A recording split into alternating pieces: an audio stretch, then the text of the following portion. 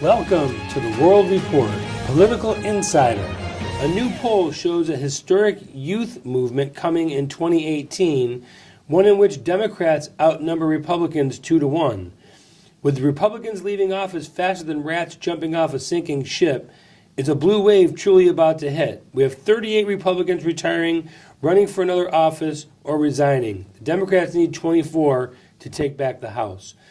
If the Democrats are to take back the House, all you're going to hear about is impeachment, no matter what. They'll go after over anything. They will go after Trump with a noose.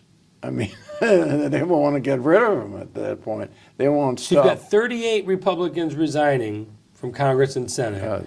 Now, the Senate's going to be a little bit tougher because the Democrats have to defend 12 of their own in the Senate, which the Republicans, there's a good chance they pick up seats in the Senate. However, there's a lot of Republicans with a lot of clout. Bob Goodlatte, Trey Gowdy, leaving the House of Representatives. Trent Franks, guys that have been there a while that have put themselves into leadership positions.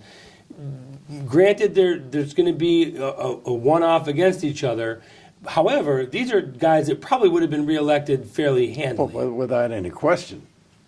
It's true. I'm not that concerned about the House. I think here again, the quiet vote in this country, the ones that elected Trump in the first place. I guess all you got to do is look back to the polls of 2016 to realize how wrong these people are pretty much every time. So absolutely. I get your point. I think you see what the people that are on the bottom line of all this are the people that are losing jobs. What has happened the last year, we have come back, our quarterly increase in our gross domestic product has increased up to 3%. So you think enough people in the country that run the country, that are not the elites in both coasts, are seeing the advantages and feeling the advantages in their daily lives, and they're the ones that will go out and make a difference. Is that what you're saying? Oh, I think there's no question about it. That's right. I mean, in my industry, it's a $150 billion industry, and it's made up of not only pipe, valve, fittings, the industrial, which I'm the big major domo of in this, according to the industry, but the plumbing, heating, cooling, the people that deal in all these things, these people are finding out that they are now having jobs where they didn't have jobs before. Just putting the screws to EPA, America's way of using Gestapo tactics to just make regulations that they felt was necessary to save the climate.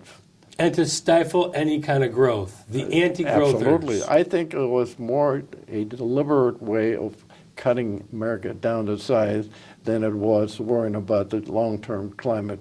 Well, if you really cared about the globe, the Earth as a whole, and not America, you would go after China and India because you can't walk down the street without a gas mask in China. That's right. Well, that Paris Treaty that Trump turned his back on, which Obama was very enthusiastic about, it would have meant we would have squeezed even more while China, India, Vietnam, Southeast Asia would have just gone wild and keep doing what they're doing and letting all the pressure come against the United States. The United States, you've got to do much more to cut down on the production that you're doing, because your production is following the air. So let's get out your crystal ball here. Republicans hold the House and the Senate in 2018? Yes, I think the House, it would take an absolute turnabout of horrible proportions to even think about Democrats taking the House. They'll pick up a few seats. I think, frankly, the quiet people in this country who don't say very much, but they do vote, are going to show that that these fears that are being peddled by the media are not for real. I'm not trying to be overly optimistic. I'm trying to be realistic. And that's Maury on the record.